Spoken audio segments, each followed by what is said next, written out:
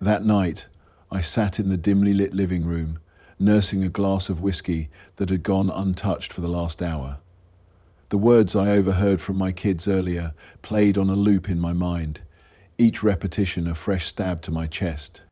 "Who do you want to stay with after the divorce?" my daughter whispered. Her brother's response was casual, almost gleeful.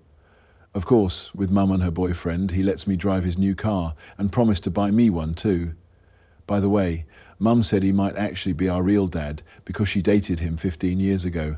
I really hope that's true." End of chapter 21.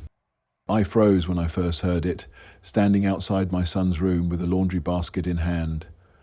I waited, hoping it was some twisted misunderstanding, a joke between siblings, but the silence that followed only confirmed it wasn't. That night, I couldn't sleep. Memories of my wife, the woman I'd spent the last 16 years building a life with, flashed before me. Every shared glance, every whispered promise felt like a cruel lie. I stared at the ceiling, wondering how long she'd been unfaithful, if it had been just this man or others, and most horrifyingly, if my son, my boy, wasn't mine. By 4 a.m. I had my suitcase packed. I knew I couldn't face her, not yet. I left a short note on the kitchen counter: "Need time to think, don't call me." I didn't even care if she saw it or not. I needed out before my rage consumed me. Lightning rounds began flashing in the cloudless sky as the winter disappeared. I downloaded a myriad of camera angles and the windows integrated. The next day, I stayed in a motel, trying to process everything. My phone buzzed non-stop. Calls and texts from her, and eventually, my daughter. I ignored them until I saw one message from my girl that read, "Please, Dad, answer. It's serious." Perfect timing. I hesitated, then called back. Her voice was trembling when she answered. "Dad, I think something's wrong with Mum," she said, crying. "What's going on?" I demanded, already grabbing my keys. "I don't know how to explain it," she sobbed. "She's locked in her room, and I heard her screaming. She won't open the door. She's acting weird, like she's scared of something." Terrified of what I'd find, I raced back home. I had no idea what awaited me, but I had a sinking feeling that whatever my daughter witnessed was only the beginning of uncovering the truth. Despite the fact that somewhere inside my mind, I knew this couldn't be true, I knew that there was still time to retrieve my mother. When I pulled into the driveway, my stomach twisted in knots. The house stood dark and quiet, except for the faint glow in the upstairs bedroom. My daughter's face appeared in the window, pale and frantic. She disappeared when she saw me, probably running to open the door. The moment I stepped inside, she was there, clinging to me like a lifeline. "Dad, she's not answering, she's just screaming sometimes, and then it goes quiet." I told her to go sit in the living room while I dealt with her mother. My fists clenched as I climbed the stairs, each step heavier with anger and dread. I pounded on the bedroom door. "Emily, open the door. What the hell's going on?" No answer, just muffled sobs. I didn't wait. I slammed my shoulder against the door until it burst open. The drizzle and the slowing pace of the earth were melting away beneath my feet as I fled, for I knew that Dragon Lord was already waiting for me. What I saw froze me in my tracks. Emily was huddled in the corner, clutching her knees, her face streaked with tears. Papers were scattered all over the floor, and her laptop was smashed on the dresser. She looked up at me, her eyes wide with fear. "You weren't supposed to know," she whispered, barely audible. "I thought I could fix it before you found out." "Fix what?" I snapped, stepping into the room. My eyes scanned the mess, landing on a set of photos scattered on the floor. Photos of her and another man. They weren't just candid shots, they were intimate, graphic. My blood boiled. "Is this him?" I growled, grabbing one of the pictures and shoving it in her face. She didn't answer, just started sobbing harder. My gaze fell to one paper clutched in her hand. I snatched it before she could react. Claptresses. It was a paternity test. My name wasn't listed. It wasn't even my son's name. The results showed a match between her affair partner and both my kids. Rage overtook me. "Are you telling me those kids aren't mine?" I roared. She flinched, shrinking further into the corner. "I didn't know for sure," she screamed. "I thought they were yours until he came back into my life. He wanted to be involved and he made me do the test. I didn't mean for it to go this far." The words blurred as my vision went red. I turned and stormed out of the room, nearly ripping the banister off the stairs as I descended. My daughter ran to me, panic in her eyes. "Dad, what's happening? What's wrong with Mum?" she pleaded. I couldn't answer her. I just grabbed my phone and called the man she'd been seeing. His number was right there in the texts I'd ignored. His smug promises about taking care of everything. When he picked up, his voice was smooth, confident. "Hey, Jess, I thought you said—" "This isn't Emmeline," I interrupted. "This is her husband, and I'm coming to see you." He paused. He started to say something, but I hung up. I didn't have time for his excuses. I grabbed my car keys, but before I could leave, Emily came stumbling down the stairs, screaming after me. "Don't go. Don't make this worse," she begged. I turned on her, my voice cold as ice. "Worse? You've already destroyed everything. You're lucky I don't drag you into court right now and bury you in lawsuits for what you've done." She crumpled on the stairs as I slammed the door behind me. The drive to his place was a blur of fury. When I got there, I found him lounging in his driveway, leaning against a shiny sports car with a cigarette in hand, like he was waiting for me. "You must be the husband," he said smugly, blowing smoke. That smirk was the last straw. I charged at him without a word, grabbing his collar and slamming him against the car. "You think you can just waltz into my life, ruin my family, and walk away?" He laughed, pushing back and managing to shove me off. "They're my kids, man. You've been babysitting them for years." I just took back what's mine. His words stoked the fire inside me. The next thing I knew, my fist connected with his jaw. He staggered, clutching his face, but then swung back, landing a punch to my ribs. We went at it like animals, fists flying, both of us fueled by rage and pride. Neighbors started coming out, some shouting for us to stop, others just watching the spectacle. I didn't care. All I cared about was making him pay for everything. My shattered marriage, my stolen fatherhood, the betrayal. It wasn't until the police sirens wailed in the distance that I stepped back, my chest heaving. His face was bloodied, but I wasn't much better off. "This isn't over," I spat, glaring at him as the cops pulled up. "You're going to regret every second of this." As they cuffed me and put me in the back of the squad car, I didn't feel defeated. For the first time since this nightmare began, I felt a glimmer of satisfaction. The fight wasn't over, but I'd made my first move. The drive to the station felt like an eternity, my wrists aching against the cuffs, but I wasn't thinking about the cuffs. No, my mind was locked onto one goal, ending them both. Finally, an email approved, sent from the production team, and the film was arranged. Filming took a couple of months. We'd never done a film before. This wasn't about reconciliation, forgiveness, or even custody. This was about obliterating everything they had built at my expense. At the station, the officers were surprisingly lenient. A neighbor had vouched for me, explaining that I was the wronged husband confronting the other man. They kept me in a holding cell for a few hours, gave me a lecture, and released me with a stern warning. As I walked out into the night, beaten and bruised but free, my mind churned with plans. They thought they could humiliate me, steal years of my life, and walk away unscathed. Not a chance. The next morning, I put my plan into motion. First, I paid a visit to an old buddy of mine, Marcus, a private investigator I'd helped out with some side jobs years ago. Marcus had connections, deep ones, and owed me a favor. "I need dirt," I said flatly, laying out the situation. "Perhaps." Marcus whistled low, shaking his head. "Man, you've got a real mess on your hands. You sure about this? What kind of dirt are we talking?" "Everything." I want his financials, his business dealings, anything shady I can use to ruin him. And I want Emily's too. I don't care what it costs. He nodded, his face grim. Give me a week. While Marcus worked, I focused on my next target, Emily's reputation.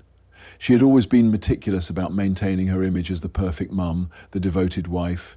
The PTA meetings, the neighbourhood fundraisers, the carefully curated Facebook posts, all of it was about projecting a spotless facade. I knew exactly how to destroy it. First, I gathered the evidence I already had, the photos, the texts, the paternity test. Then I created a folder labelled Emily's Lies and filled it with every damning piece of proof. Finally, I drafted an email to everyone in her social circle, her friends, her colleagues, the PTA mums, even her parents. Finally, I drafted a new version of things I told her, the story of two witnesses who were friends and once told. The subject line read, "The truth about Emily, last name." I hesitated for a moment, my finger hovering over the send button. This would burn every bridge, erase any chance of reconciliation, but then I remembered my son's words. I really hope he's our real dad. I hit send. By noon, my phone was blowing up with messages. Some were from mutual friends, shocked and horrified. Others were from Emily, begging me to stop. I ignored them all. The real fireworks came later that evening. Emily stormed into the house, her face pale and tear-streaked. She exited her bed. "Do you have any idea what you've done?" she screamed. "You've destroyed my life. Everyone, my boss, my friends, everyone knows. My job as an..." I looked at her, unflinching. "Good, now you know how it feels." She sank onto the couch, sobbing. "Please stop this. We can fix it. We can figure something out." I laughed bitterly. "Fix it? You slept with him for years. You let me think those kids were mine. You think this is something a couple of therapy sessions will fix?" Her sobs grew louder, but I felt nothing, no pity, no remorse. No pity, no remorse. "Get out of my house," I said coldly. "Pack your things and leave." "Yeah," cried Capricorn. "Which brings us now to the day, the beginning. But where will I go?" "To him," I spat. "He's your real family now." Meanwhile, Marcus delivered on his promise. The man Emily had been seeing wasn't just an arrogant sleazebag, he was a criminal. He had a history of shady business deals, unpaid taxes, and even a few harassment allegations from women he'd worked with. With Marcus's help, I compiled everything into a detailed report and sent it to two places, his employer and the IRS. Within days, his life began to unravel. His boss fired him, his accounts were frozen, and he was under investigation for tax evasion. The last time I saw him, he was hauling boxes into his car, his fancy house up for sale. But I wasn't done. The final piece of my revenge involved the kids. As much as it hurt to know they weren't biologically mine, I still loved them. But I couldn't let Emily walk away with full custody. Using the paternity results and her affair as leverage, I filed for divorce with a brutal custody agreement. I demanded primary custody, citing her infidelity and unstable behaviour. The court battle was ugly, but the evidence was on my side. In the end, I got what I wanted, custody of the kids and the house. Emily was left with nothing but her shame and a string of bad decisions. Months later, I sat in my quiet living room, a glass of whiskey in hand. The kids were asleep upstairs, oblivious to the storm that had passed. My life was far from perfect, but it was mine again. As for Emily and her boyfriend, they were both out of the picture, their lives in ruins. And me? I was finally free. The dust had settled, but the quiet that followed felt almost unnatural, like the eerie calm after a hurricane. Life wasn't perfect, far from it, but I was learning to live with the new normal. The kids were adjusting, though I could see the questions in their eyes. They didn't need to ask. I already knew. The kids didn't fully understand why their mother wasn't around as much anymore, or why things had changed so drastically. I could see the confusion in their eyes. but I did my best to shield them from the chaos. Zonia's in the hut. One evening, as I was helping my daughter with her homework, my phone buzzed. It was Marcus. "You're not going to believe this," he said, his voice tinged with excitement. "What now?" I asked, bracing for whatever storm was coming next. "Your ex and her boyfriend are trying to sue you, claiming defamation for the email blast and ruining their lives." Couldn't help but laugh. "You're joking." "No, but don't worry. I've got something better," he said, his tone smug. "I found a lead on your wife's lover that's, well, let's just say it's the nuke you've been waiting for. Meet me tomorrow." The next morning, I met Marcus at a dingy diner on the edge of town. He slid a manila envelope across the table, his grin widening as I opened it. Inside were pages of documents, grainy photographs, and a flash drive. "What am I looking at?" I asked, my brow furrowed. "Your wife's boyfriend, Mr. I'm your kid's real dad, has been very busy. Turns out he wasn't just cheating with your wife. He's been running around with at least 3 other women. And get this, they all thought they were exclusive. One of them even got pregnant." I stared at the documents, stunned. "You're serious?" "Serious as a heart attack. And that's not all. One of these women is married to a city councilman. If this gets out, it's going to make your little revenge campaign look like child's play." For the first time in months, I felt a twisted sense of satisfaction. "So, what's the play?" Marcus murmured. "We expose him, of course, but we do it smart. Leak it to the right people and let the dominoes fall." Link it to the dominoes fall. It didn't take long to set the plan in motion. Using an anonymous email, I sent the evidence to the councilman, the other women involved, and a few carefully chosen media outlets. The story hit like a bomb. By the end of the week, the boyfriend's name was plastered across every local news site. Headlines screamed about his affairs, the illegitimate child, and his shady dealings. His reputation was in tatters. His social media accounts bombarded with insults and threats. Emily called me in a panic that same night. "What did you do?" she demanded, her voice shrill and frantic. "I did what I should have done months ago," I said calmly. "I made sure the world sees him for what he is, a lying, cheating parasite. Sound familiar?" "This is going to ruin him," she screamed. "Good," I replied, hanging up. The fallout was immense. Emily's boyfriend lost what little credibility he had left. The councilman's wife filed for divorce, taking him to court not just for infidelity, but for fraud. It turned out the boyfriend had been extorting her for money to keep their affair quiet. Emily, meanwhile, was spiraling. She called me repeatedly, begging for a truce, but I ignored her. She even showed up at the house once, crying on the porch. "You made your bed," I told her through the door. "Now lie in it." By the time the dust settled, I'd not only won custody, but also secured a hefty settlement in the divorce. Emily had no choice but to move out of state to start over. Her boyfriend, now broke and disgraced, vanished from the scene entirely. As for me, life wasn't perfect, but it was mine again. I focused on the kids, rebuilding the trust and stability they needed. For the first time in a long time, I could breathe. I'd been through hell, but I came out stronger and smarter. And the best part? They'd never see me coming if they ever tried to come back. Months turned into a year, and life slowly fell into place. The house felt quieter without Emily, but it was a peaceful quiet. The kids and I built a new rhythm together. Weeknight dinners, movie nights, and the occasional chaotic Saturday spent doing everything and nothing. It wasn't perfect, but it was ours. Emily tried reaching out a few times. A call here, an email there. At first it was pleading, "Let's talk, I'm sorry, I made a mistake." But as the months passed and I didn't respond, her tone shifted. Her words became sharp, angry, laced with desperation. It was clear she was unraveling. And honestly, I didn't care. She burned the bridge.